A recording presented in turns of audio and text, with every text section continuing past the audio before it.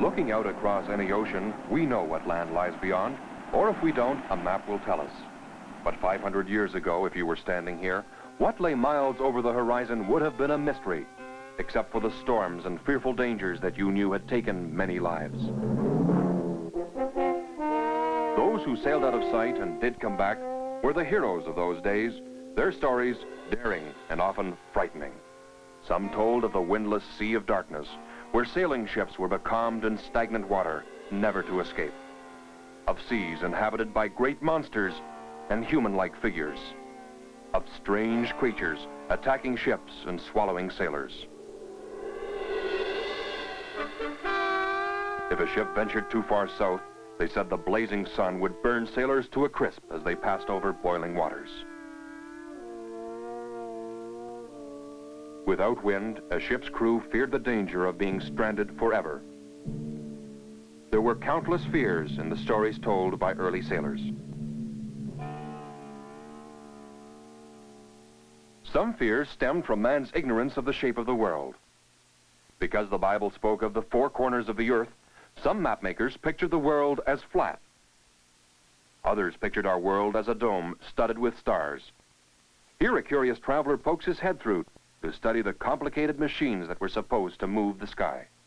Another idea showed the earth floating on a vast ocean, supported by the backs of 4 elephants and a turtle. Science made an early stab at ignorance 300 years before Christ, when Aristotle proposed a theory based on observation. The shifting of the horizon as one sails, the appearance of new constellations in heaven, and the disappearance of other stars can only be explained if the Earth is a sphere. Only a sphere could throw a circular shadow on the moon during an eclipse. And so Aristotle proposed that the world was round. But this brought new fears to sailors, such as never climbing back over the horizon or falling off the underside. But the dangers of the distant world, the fear of the unknown, kept ships close to familiar shores. Thus, the landlocked Mediterranean, down through the centuries, became the center of a spreading civilization. As civilization reached northward, a daring people appeared. Unlike others, the Vikings were not afraid of traveling into the unknown ocean.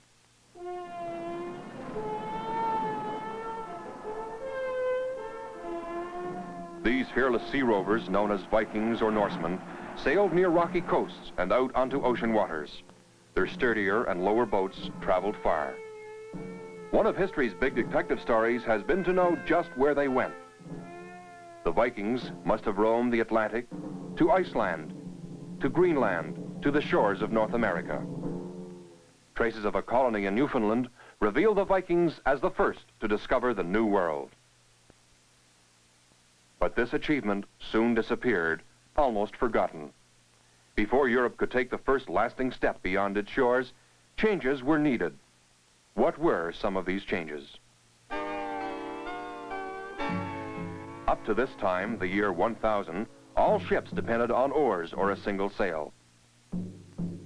Warships were long and narrow, carrying below hundreds of slaves or soldiers, rowing to the steady beat of drums. Cargo ships with a single sail had to wait for favorable winds to push them in the desired direction. Sea travel was slow and awkward, until shipbuilders slowly began to build better boats, because traders now needed ships bigger and strong enough to survive long voyages and bad weather. Cannons came aboard. These floating fortresses could now face any danger from ocean or port. But quarters remained wet and crowded, and the daily ration stale, if not already bad. The sailor had much to complain about. Today confirmed our most dreaded fear. Our crew has been struck down with scurvy. There can be no doubt of the ugly sores, swollen legs, bared gums, the shiverings, aye, and the nightmares. How many of us, by the grace of God, will last the journey?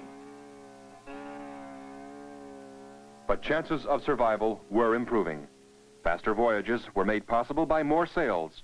Better designs permitted sailing into the wind. The long need for more scientific navigation was now answered by the compass, giving an idea of direction, and the astrolabe, an ancient means of determining the north-south position. Ships were ready to explore the world, but when would man himself be ready? We reach now the year 1400. What changes are happening to the people of Europe that lead to the age of exploration? Most important, a new spirit of life bursts forth, bringing the age known as the Renaissance. Now in Europe, scholars rediscover the thinkers of the past, virtually forgotten during the Middle Ages. Reading and writing, the lively exchange of ideas between artists, scientists, clergymen, and laymen, all show a new excitement and curiosity about the world. Old beliefs are questioned. Science knocks away superstitions. The printing press, one of man's most important inventions, appears to spread the new spirit and new knowledge. Books are now printed for thousands to read.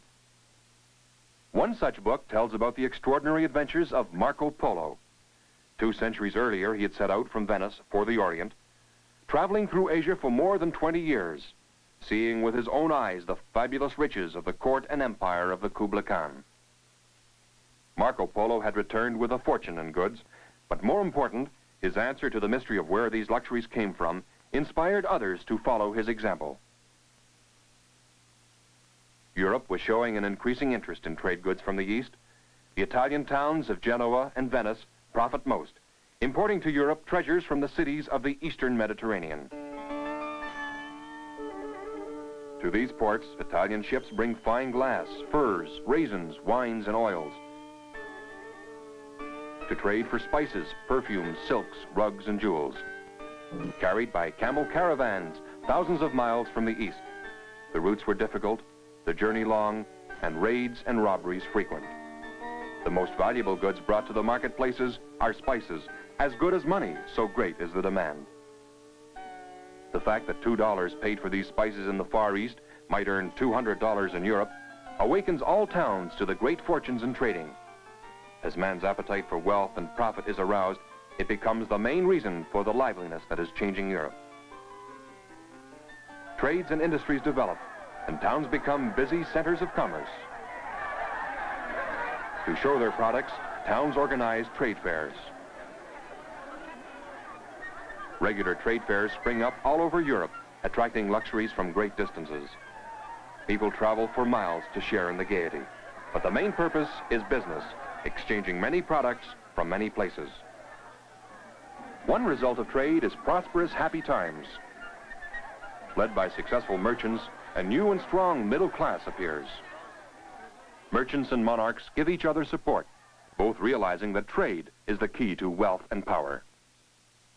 The monarchs of Europe become stronger. Nations become more united as they compete with other nations. Ports and towns thrive in the better times of the Renaissance.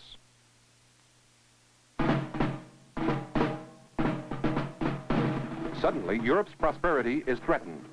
In previous centuries, Arabs had exerted pressure, but now Europe is shaken by a new danger. The Turks rise to overrun the Eastern Mediterranean. Traders are attacked, travel is forbidden. The Turks close established trade routes and demand exorbitant prices as middlemen. Merchants panic. Another way to reach China and India must be found. And so the age of exploration is underway.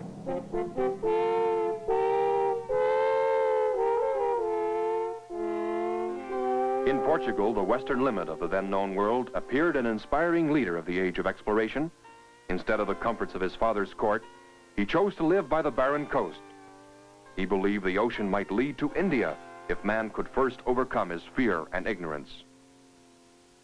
This pioneer, Prince Henry, caught up with the ambition to learn, so much a part of the Renaissance, invited scholars, sailors, and mapmakers from all over Europe to study and compile information.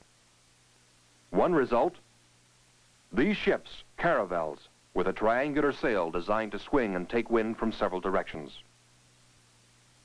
As a devout leader, Henry saw the world, 3 continents, as a God-given challenge to spread Christianity. But new trade and wealth were also motives behind the annual expeditions that sailed from Portugal out into the vast ocean. The world to the west and south began to be systematically explored. First, the Madeira Islands and the Canary Islands were added to maps. Then, as confidence grew, ships ventured further to the Azores and down the coast of Africa. Cape Blanco was reached in 1441. With the unfortunate result, Negro slaves became profitable cargo.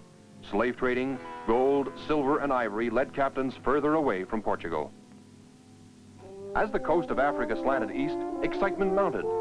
Was this the tip of Africa? It wasn't. Prince Henry died, realizing Africa stretched farther south than he hoped. But the inspiration of a man who rarely sailed, although known with respect and reason as the navigator, lived on. In 1487, with Portugal still searching for a new trade route, a fleet journeyed further south than any ship before. They passed the equator, but contrary to belief, the ocean did not boil, nor did the white crew become black like the natives. But there was no denying fierce storms. For 2 weeks, the little fleet was blown and battered helplessly into cold southern waters. When the storm subsided, the captain, Bartholomew Diaz, noting the direction of the coast, pleaded with his worn-out crew to continue the search for the route to India, but they refused. Turning back with heavy heart, Diaz sighted what had been the first goal, the tip of Africa. He gave it a name, but his king later disagreed. Let us not call the southern tip of this land the Cape of Storms, for if we do, men will be afraid to pass it. Let us name it the Cape of Good Hope, for it fills our hearts with joy and hope. We are now certain to find a sea route to India before long. But Portugal took further action only after the voyages by men named Columbus and Cabot showed that other countries were pressing ahead to find a western route to the east. So this gentleman of the Portuguese court, Vasco da Gama, only 27, set sail on the southern route. To avoid the storms Diaz had encountered, da Gama headed further out to sea. For over 3 months, the fleet sailed without sight of land, longer than anyone had ever done before. After taking on new rations, they sailed into the Indian Ocean. Escaping from Arab attacks, eventually da Gama reached India. Portugal in 1498 had at last found the sea route to the riches of the East. They were the heroes of a new age. The cargo of spices, jewels, silks, and rugs was a prize to change the course of history. The fact that 2/3 of the crew had died was overlooked when the profit was calculated at 6,000%. As all of Europe was soon to find out, the rewards for discovery were high. The center of power had been in the countries bordering the Mediterranean almost since history began. Would it now shift to nations facing the Western Ocean? Once feared, the ocean was now partly known. It was a highway for Portugal. But other countries were taking the highway in a different direction, to the west. As others tested the horizons of the world, what might they find?